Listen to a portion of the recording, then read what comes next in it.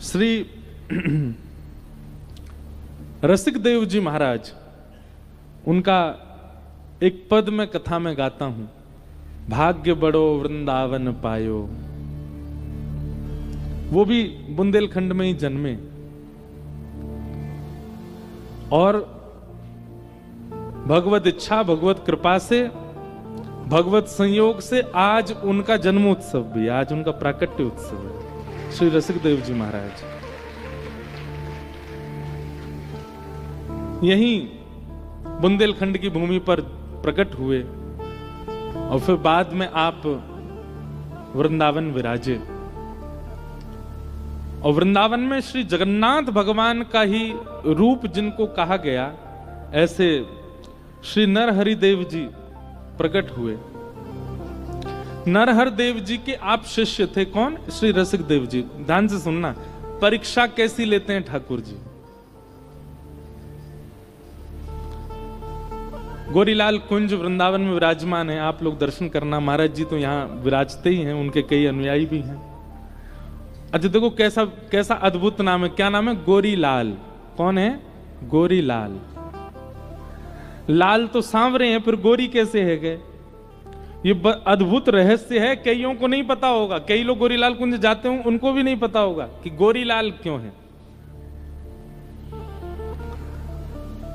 क्योंकि वहां पर लाल जी जो हैं, ठाकुर जी जो हैं, वो श्री जी के रूप में विराज रहे हैं और श्री जी जो हैं वो ठाकुर जी के रूप में विराज रहे हैं। इसलिए लाल जो हैं वो गोरी का रूप धारण करके बैठे हैं, इसलिए गोरीलाल, गोरीलाल बिहारी। विपरीत श्रृंगार में है, श्यामा श्याम गोरीलाल। तो गोरीलाल ठाकुर जी जिनके माथे विराजे, ऐसे श्री नरहर देव जी के शिष्य हुए श्री रसिक देव जी। तो रसिक देव जी ठाकुर जी से भी ज्यादा, अपने प्रिया प्रियतम से भी ज्यादा स्नेह, ज्यादा श्रद्धा, ज्यादा भाव अपने गुरु के प्रति रखते थे, नरहर देव जी के प्रति।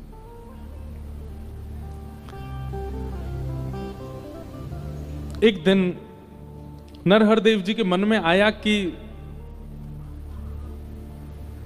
रसिक देव जी का परीक्षण किया जाए कि इनका प्रेम कैसा है मेरे प्रति। और आपने क्या किया? अपने ही एक शिष्य को बुला करके कहा कि भाई देखो, हम तुमको एक अभिनय करना है और हमारी आज्ञा है। बहुत ध्यान से सुनिएगा सब लोग। तुमको एक अभिनय करना है, एक नाटक करना है। क्या? बोले रसिक देव जी पर, रसिक देव जी से तुमको किसी भी प्रकार से विषमता रखनी है, उनसे लड़ना, कभी उनकी शिकायत करना, मतलब थोड़ी नोक झोंक करते रहो उनके साथ में। तो वे मना करने लगे, गुरुदेव ऐसा। बोले नहीं, हमारी आज्ञा है, हमारी आज्ञा का पालन करो।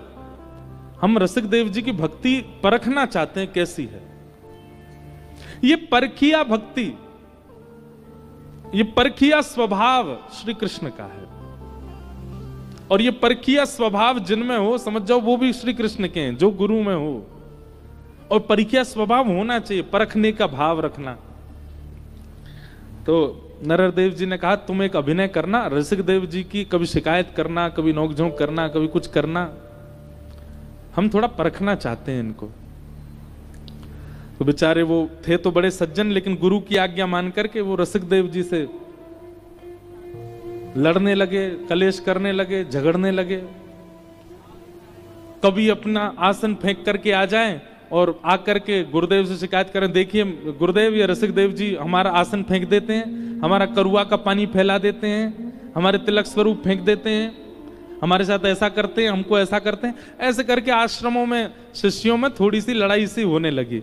पर रसिक देव जी के मन में कोई लड़ाई की भावना नहीं थी। एक दिन नरहर देव जी भी अभिनय कर रहे थे। अभिनय में उन्होंने रसिक देव जी को बुलाया। बोले सुनो, ये तुम्हारा स्वभाव हमको अच्छा नहीं लगता, ये तुम रोज लड़ते हो, रोज नोक झोंक करते हो, ऐसा करते हो।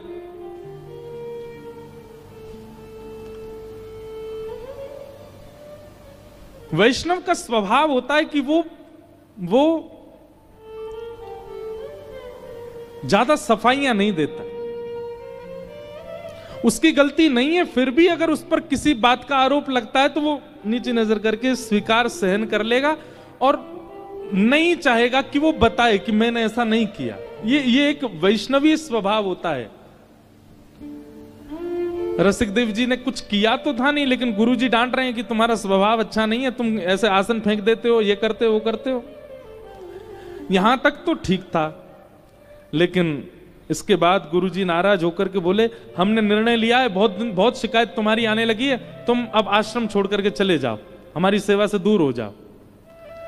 ये बात सुनकर के रसिकदेव जी तो कांपने लगे, हाथ जोड़ करके बैठ गए। बोले, गुरुदेव आप जो दंड देंगे मुझे सब स्वीकार है, पर आपसे दूर मत कीजिए मुझको।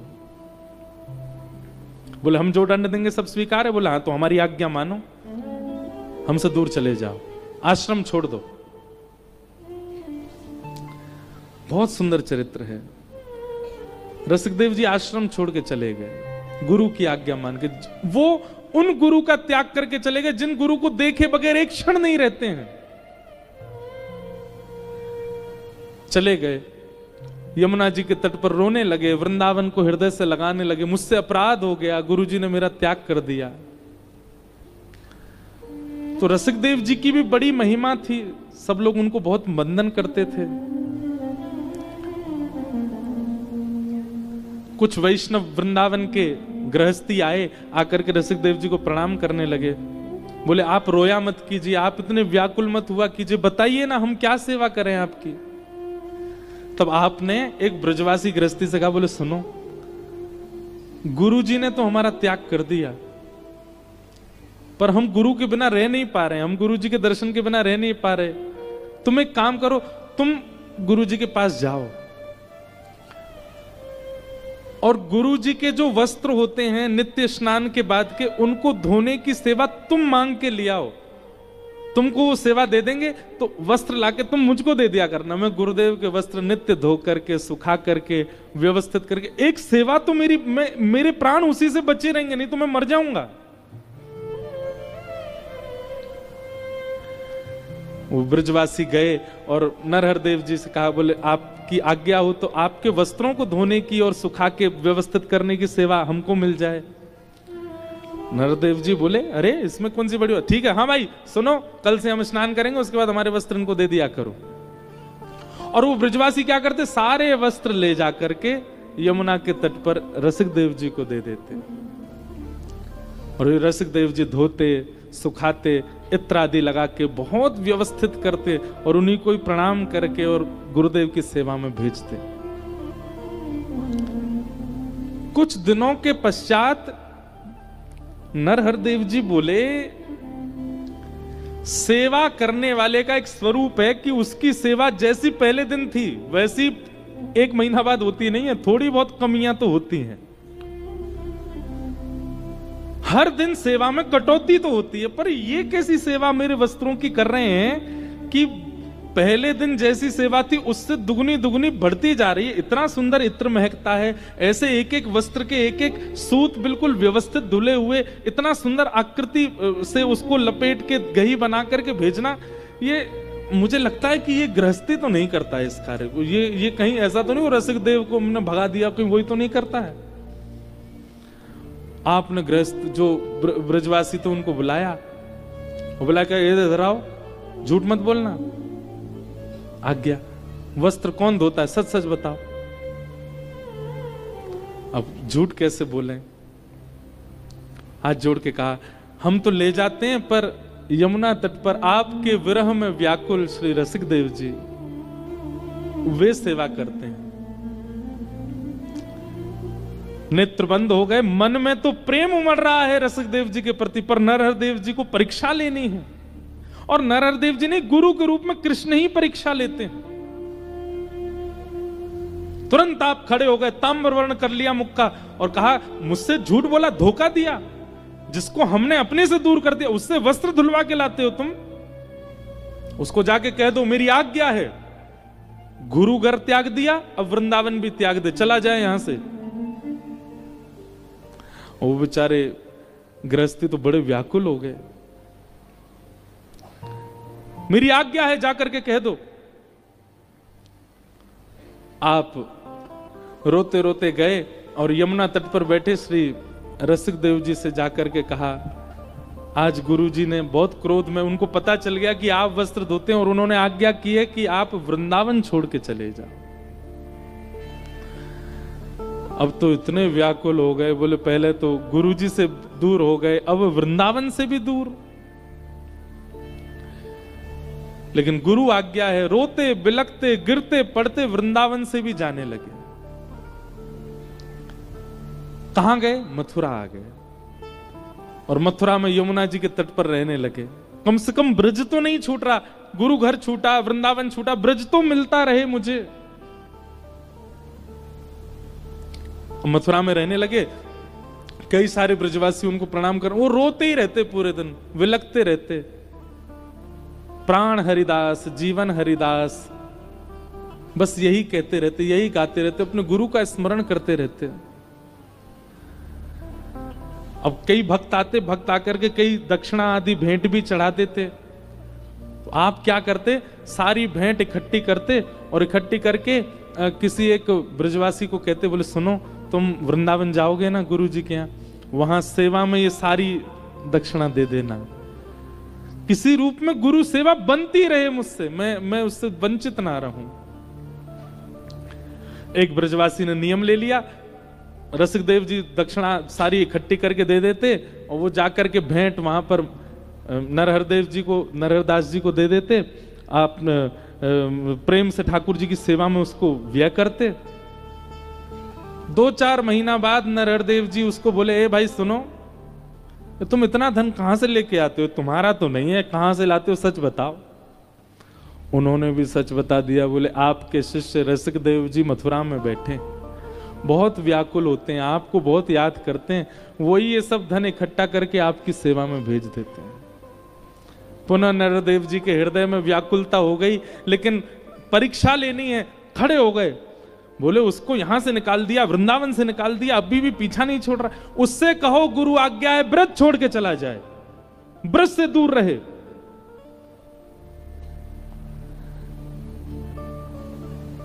कितना परीक्षण हो सकता है? आप विचार करो, आपकी क्या परीक्षा होती होगी, कैसी परीक्षा लेते हैं ठाकुर जी, जिनका प्राण है वृंदावन। कभी आप रसिकदेव जी के पद सुनिए, कैसे पद हैं उनके, प्राण है वृंदावन, वो वृंदावन छूट गया, प्रिया प्रियतम की सेवा छूट गई, अब ब्रज छोड़ने की आज्ञा कर दी गुरुदेव ने। रसिकदेव जी को जाकर के ये बात जब बताई, आप पछाड़ खा के गिर गए, रोने लगे, विलखने लगे। लेकिन अपने गुरु से जाके ये कह दूं कि मैंने गलती नहीं की, आप जबरदस्ती, ऐसा उनका स्वभाव नहीं। आप जब आश्रम छोड़ के गए थे तो आपके साथ किशोर देव जी आदि कई और भी भक्त चले गए थे। उन सबको संग लेकर के आपने कहा ब्रज से दूर कहां जा सकते हैं। तब आप बुंदेलखंड आए और पुनः बुंदेलखंड में आकर के यहीं सागर के समीप एक गांव में व्यवस्थित हो गए और यहां रहकर के आपकी विरह वेदना, आपके चित्त की व्याकुलता इतनी आर्त हो गई, रात रात भर आप रोते रहते, वृंदावन की याद करके, प्रिया प्रियतम की याद करके, अपने गुरुदेव की याद करके।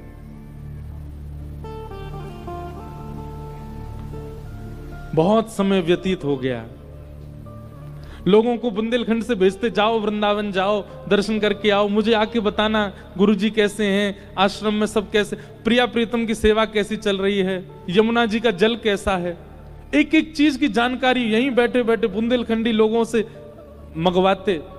और किसी किसी को कहते गुरुदेव जब प्रसाद पामे ना, उसके बाद उनकी पत्तल ले जा रहे होंगे, उसमें से एक तिनका उठा के ले आना। गुरुदेव जब चल करके जामे, उनकी चरण रज जहां पड़ी हो वो रज उठा के ले आना, और यहीं रह करके आप रज लगाते, कण लेते, ऐसे ही निवास करते। अनेक महीनों बीत गए ऐसे ही, लेकिन व्याकुलता कम नहीं हुई। तब एक दिन नरहरदेव जी के मन में आया, हम यात्रा पर जाएंगे, और यात्रा करते करते करते आप बुंदेलखंड आ गए। और जैसे ही बुंदेलखंड आप आए, उसी गांव में आपका आगमन हुआ जिस गांव में रसिकदेव जी विराज रहे थे। रसिकदेव जी से किसी ने जाके कहा, अरे बधाई हो, आपके गुरुजी पधारे हैं बुंदेलखंड, हमारे गांव में आए हैं, चलो अब आपका विरह दूर होगा, उनके दर्शन कर लो। रसिकदेव जी रोते हुए बोले, गुरुजी प्रसन्न मुद्रा में होंगे, खिलखिला रहे होंगे, आनंद में होंगे, मेरा मुख देख करके कहीं उनके मुखमंडल पर मलिनता ना आ जाए, कहीं वो निराश ना हो जाए, इसलिए भैया मैं तो वायु को प्रणाम कर लूंगा। गुरुदेव हमारे नगर में आए, उनका स्पर्श करके वायु आ रही है ना, मैं इसी को ही हृदय से लगा लूंगा, पर उनके सन्मुख नहीं जाऊंगा।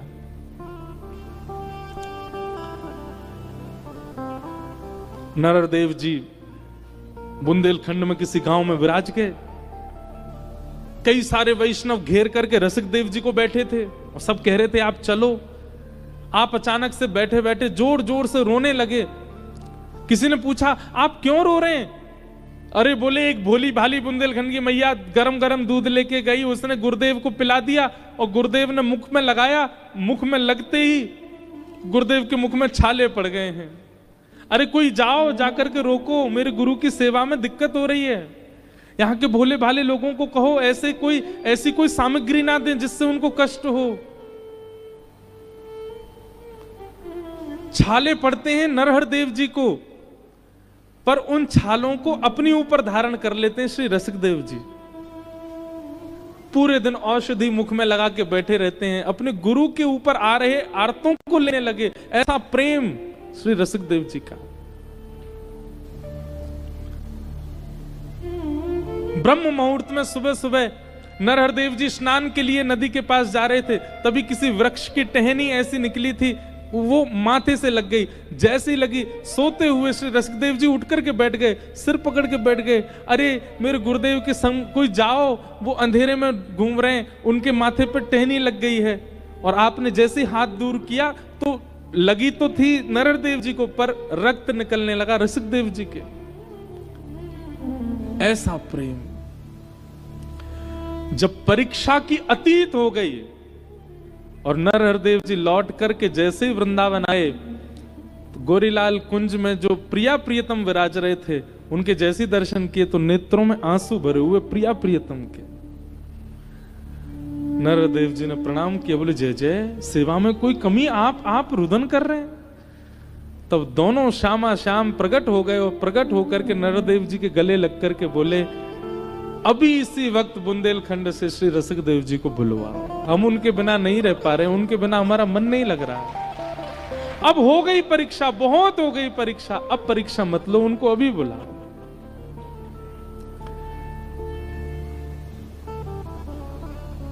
नरहर देव जी बोले, बस मैं इसी की प्रतीक्षा कर रहा था। मुझसे दुनिया के हर व्यक्ति ने कहा, हर वैष्णव ने कहा, ब्रजवासियों ने कहा, पर मेरे मन में बस इसी बात की प्रतीक्षा थी, मैं तब तक परीक्षा लूंगा जब तक आप दोनों नहीं कहोगे। ठाकुर जी ने आज्ञा करी, उनको बुलाओ। और रसिकदेव जी को पत्र भेजा कि गुरुदेव अभी वृंदावन बुला रहे हैं, जल्दी आओ।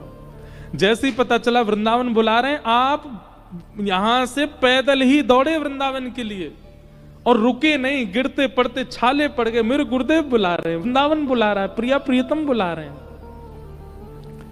और जैसे ही आप गोरीलाल कुंज पहुंचे तो नरहर देव जी ने कहा, अब तुम्हारी परीक्षा पूर्ण हुई, हम तुम्हें कुछ देना चाहते हैं।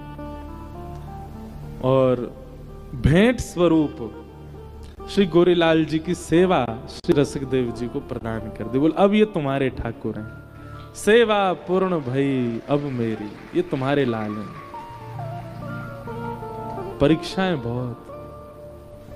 उन रसिकदेव जी का आज प्राकट्य उत्सव है।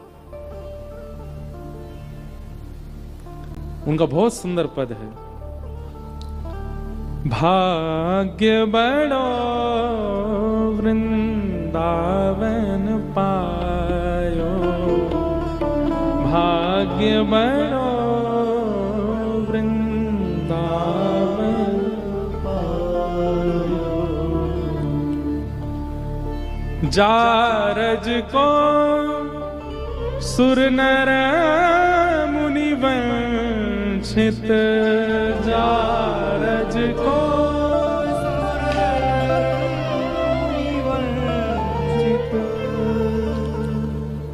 जारज को सुर नर मुनि वंचित, जारज को सुर नर मुनि वंचित, दाग भलो बनियायो, दाग भलो बनियायो, भाग्य बड़ो वृंदावन पायो, भाग्य बड़ो वृंदावन पायो। ऐसे रसिक देव जी जैसे इनको पता चलती, खबर चलती कि गली मोहल्ला या पास में किसी की मृत्यु हुई है, ये तुरंत इस पद को गाने लग जाते और जितने भी लोग रो रहे होते उन सबको जाकर के शांत करते। अरे भैया रोवे की बात नहीं है, ये तो प्रसन्नता की बात है कि याने वृंदावन में प्राण त्यागे हैं। भैया वृंदावन में प्राण त्यागवे को मतलब है निज वृंदावन की प्राप्ति। एक बात याद रखिएगा, विश्व में कहीं भी प्राण त्यागने वाला व्यक्ति स्वर्ग जाता है, नरक जाता है, वैकुंठ जाता है, पर वृंदावन में प्राण त्यागने वाला व्यक्ति पुनर्वृंदावन में ही आता है, उसको फिर वृंदावन ही मिल जाता है, वो वृंदावन से विलग नहीं होता। वृंदावन में प्राण त्यागने वाले का मतलब क्या है? ध्यान पूर्वक सुनिए, इधर देखो सब। वृंदावन में प्राण त्यागने वाला मतलब शरीर से वृंदावन में है वो नहीं, जिसके चित्त में, जिसके मन में, जिसकी दृष्टि में, जिसके कानों में, जिसके सर्वांगीण भाव में वृंदावन विराजमान है, वो जब अपने प्राण त्यागता है तो उसको वृंदावन ही मिलता है, उसको निज वृंदावन की प्राप्ति होती है। शोक संताप करो मति को, शोक संताप करो मत को, अभय निशान मिलायो, अभय निशान बजायो, मिलायो, भाग्य बड़ो वृंदावन पायो, भाग्य बड़ो वृंदावन पायो। ऐसे श्री रसिक देव जी की भी आज प्राकट्य दिवस है, उनको भी हम प्रणाम करते हैं और उनके बुंदेलखंड को प्रणाम करते हैं। हमने कहा ना बुंदेलखंड ने ब्रजरस को सबसे ज्यादा गाया है। तो प्रसंग क्यों सुनाया गया कि ठाकुर जी बहुत परीक्षा लेते हैं।